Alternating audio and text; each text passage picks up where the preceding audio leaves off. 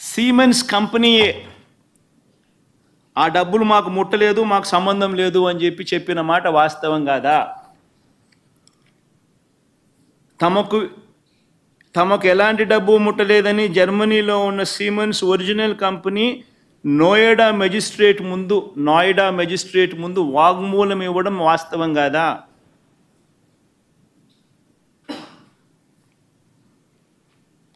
అంతేకాకుండా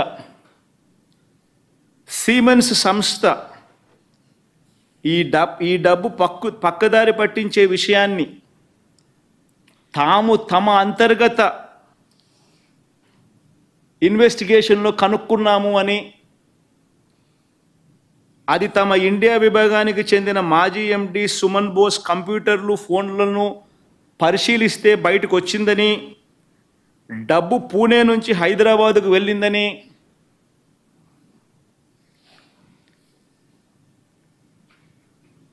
సాక్షాత్తు సిమెన్స్ తమ ఇన్వెస్టిగేషన్ రిపోర్టులో వాళ్ళు షేర్ చేసుకొని ఇవ్వలేదా?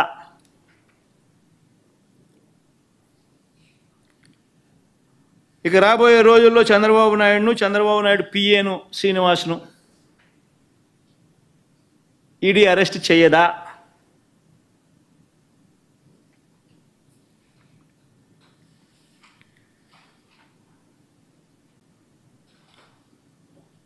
ఇలా బయటకు పోయిన డబ్బులు దారి మళ్లించిన మాట వాస్తవం కాదా? అలా బయటకు వెళ్ళిన సొమ్ము మళ్ళీ తిరిగి హవాలా మార్గంలో చంద్రబాబు జోబిలోకి చేరడం వాస్తవం కాదా? దొంగలు కలిసి ఊళ్ళు పంచుకోవడం అంటే ఇది కాదా?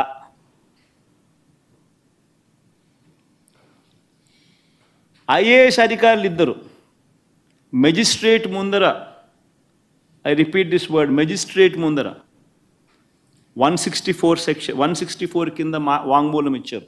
ఇద్దరు ఐఏఎస్ ఆఫీసర్లు మెజిస్ట్రేట్ ముందర వాంగ్మూలం ఇచ్చారు 164. తాము చంద్రబాబు గారి ఆదేశాల మేరకే డబ్బు విడుదల చేశాము అని ఇద్దరు ఐఏఎస్ అధికారులు. ఇది వాస్తవం కాదా?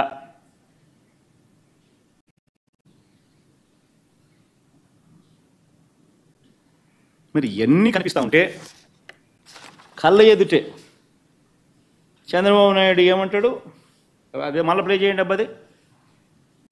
ఏమంటాడు చంద్రబాబు నాయుడు? న్యాయం గెలిచింది,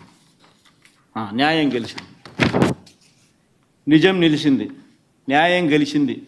స్కిల్ డెవలప్మెంట్లో అక్రమ కేసు పెట్టిన జగన్ రెడ్డికి చంప పెట్టులా, చంద్రబాబు గారికి ఎటువంటి సంబంధం లేదని క్లీన్ చిట్ ఇచ్చింది ఈడీ అని చంద్రబాబు అంటాడు.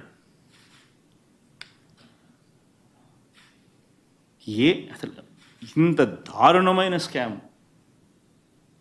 కంటికి కనిపించే విధంగా ఆధారాలు, ఈడీ సైతం యాక్టివ్గా ఇన్వెస్టిగేట్ చేస్తూ ఉంది.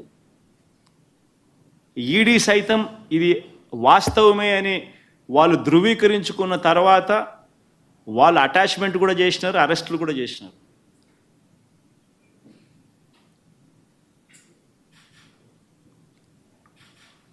కానీ చంద్రబాబు నాయుడు ఏమంటాడు? లడ్డూల విషయం మాదిరిగా అనిపించడం లేదా మీకు? అబద్ధానికి రెక్కలు కట్టే విషయంలో ఒక అబద్ధానికి రెక్కలు కట్టడం అన్నది నిజంగా అది లడ్డూల విషయం కానీ, అది ఈ మాదిరిగా ఈడీ అటాచ్మెంట్లు కానీ, ఇసుక కానీ, మద్యం కానీ తప్పులన్నీ చేస్తారు, మళ్ళీ అబద్ధాలకు రెక్కలు కడతారు. అసలు నిజంగా వీళ్ళు మనుషులేనా?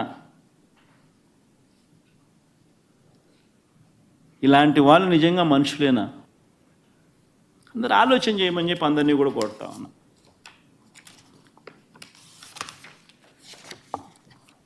ఇలా స్కాములు నిజంగా ఏ స్థాయిలో ఉన్నాయనంటే మనం అందరం కూడా చివరికి విజయవాడలోనే చూసినాం.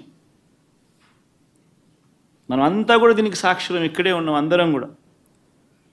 విజయవాడలో భోజనం ఖర్చుకు 1 కోటి మందికి 368 కోట్లు అంట. భోజనం ఖర్చుకు 1 కోటి మందికి 368 కోట్లు. అసలు ఎవరికి రిలీఫ్ క్యాంపులు పెట్టాడు, ఎవరిని రిలీఫ్ క్యాంపులకు తరలించాడు, ఎవరికి ఈయన భోజనం పెట్టాడు, ఆ భోజనంకు 1 కోటి మందికి భోజనం అంట 368 కోట్లంట. అదే రిలీఫ్ క్యాంపులు ఉన్నాయా? మీరే సాక్షులు. ఎంతమంది రిలీఫ్ క్యాంపుల్లో ఉన్నారు? ఎవడికి భోజనాలు పెట్టాడు? 1 కోటి మందికి 368 కోట్లు ఉట్టి భోజనం ఖర్చులు. మళ్ళీ ఏంది? క్యాండిల్లు, మ్యాచ్ బాక్సులు, మొబైల్ జనరేటర్లు అంట. అసలు జనరేటర్లు ఎవడికి ఉన్నాయి? అందరు నీళ్ళల్లో మునుగుంటే ఈయన జనరేటర్లు ఎవడికి పెట్టినాడు? జనరేటర్లు ఎవడికి ఇచ్చినాడు? ఆ నీళ్ళల్లో ఉన్న వాళ్ళు మమ్మల్ని బయటకు తీయడం లేదు చంద్రబాబు నాయుడు అని మొత్తుకుంటా ఉంటే వాళ్ళంతా ఎవడికి జనరేటర్లు ఇచ్చాడు? అది కరెంటే లేదు అసలు. కరెంట్ ఇచ్చింటే కదా, ఎవడికి కరెంట్ ఇచ్చినాడు, ఎవడికి జనరేటర్ ఇచ్చినాడు, అసలు ఏదానికి జనరేటర్ ఇచ్చినాడు, ఏ ఇంటికి జనరేటర్ ఇచ్చినాడు?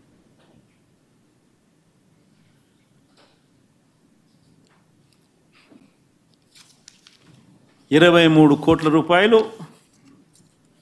అగ్గిపెట్టెలకు, క్యాండిళ్లకు, మొబైల్ జనరేటర్లు అంట. ఇంత దారుణంగా ఏ విషయంలో అయినా కానీ scam scam scam scam scam. పైగా సాక్షి ఇది రాసింది అని ఇదే చూపించి ఇదే ప్రశ్నలే నేను అడిగిన ఈ ప్రశ్నలే అడిగిందని సాక్షి ఎడిటర్ మీద కేసు.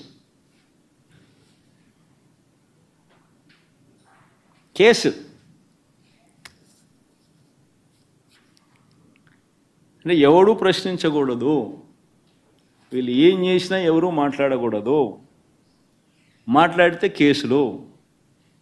ఎక్కడండి ఇంత దారుణంగా ప్రభుత్వం పరిపాలన చేస్తూ ఉంటే నిజంగా ఇలాంటి వాళ్ళు పరిపాలనకు చేయడానికి యోగ్యులేనా?